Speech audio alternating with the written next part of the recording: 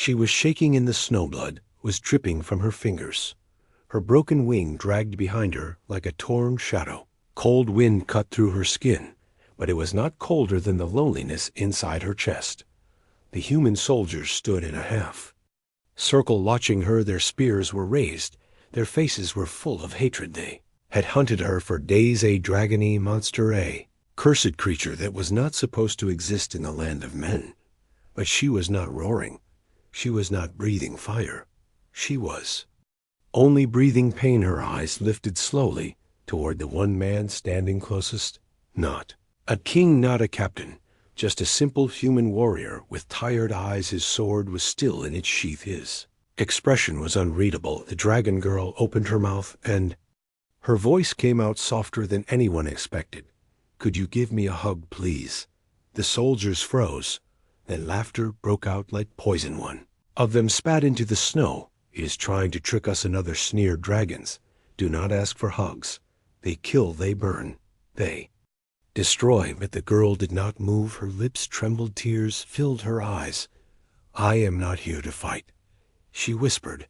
"I am not here to hurt anyone. I just do not want to die alone." Her name was Lyra. Once she had lived high above the clouds in the Dragon Peaks. Fire ruled the skies and dragons were proud and cruel. She was born different. Her scales were lighter. Her fire was weak, and on her chest there was a strange mark shaped like a fading star. The elders saw it the moment she hatched, a cursed sign from an ancient prophecy. A dragon who will love mankind, dragon who will betray flame for flesh. They called her a mistake.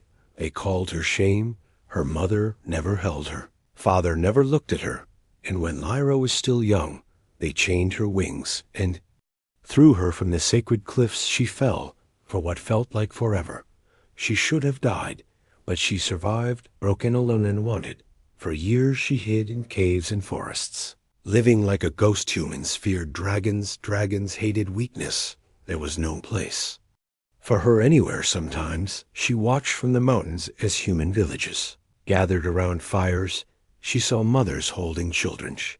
She saw lovers embracing. She saw kindness in small touches, and she wondered what it would feel like to be held just once. Then the hunters came. The king of men declared that all dragons must be exterminated, even the weak, even the dying, especially the cursed.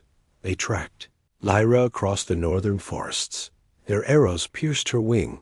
Their blades cut her side. She ran until her body could no longer carry her, until the world became snow and darkness. And then she stumbled into the borderlands, where she collapsed near a lonely outpost. That was where she met him. His name was Kalain, was not famous. He was not noble. He was only a soldier who had seen too much worry, had watched dragons burn armies. He had watched kings send boys to die, no longer believed the world was simple. When he saw her, his hand went to his sword, a dragon, his enemy. But then he saw her eyes, not full of rage, full of fear, full of sorrow. And then she spoke those impossible words. "Could you give me a hug, please?" Keelan did not answer at first. The captain stepped forward. "Kill it," he ordered. "The king wants her head." Lyra closed her eyes. "I understand," she whispered. "Know what I am." Keelan felt something twist inside him. She was not fighting. She was surrendering. Not like a beast, like someone who was already tired of running from hatred. Keelan stepped forward. The captain shouted, "Move aside." Soldier Keelan shook his head. No silence fell. The captain stared. "What did you say?" Keelan spoke again. "No, she is injured. She is alone. She is not attacking anyone." Captain snarled. "She is a dragon. That is enough." Keelan looked down at Lyra. "Why did you come here?" he asked. Quietly Lyra opened her eyes. "Because dragons never cried for," Mesh said softly, "and humans hold each other when they cry." Her voice broke. "I just wanted to know what that felt like before it ends." Soldiers hesitated. Even their hatred faltered for a breath. Keelan slowly raised his arms. Lyra stared at him as if he were a dream. The captain screamed, "Keelan, you are betraying the crown." Keelan whispered, "I betrayed my soul long ago by obeying monsters wearing crowns." Then Lyra fell into his embrace. Her body trembled violently. Her claws clutched his cloak, and she began to sob, not quietly, not gracefully, but like a child who had been starving for warmth her entire life. "I thought you would hate me too," she cried. Keelan held her tighter. "I do not," he murmured for the first time in her life. She was not alone. Then steel rang behind them. The captain roared, "Kill them both." The soldiers lunged. Keelan pushed Lyra behind him and drew his sword. He fought with desperation.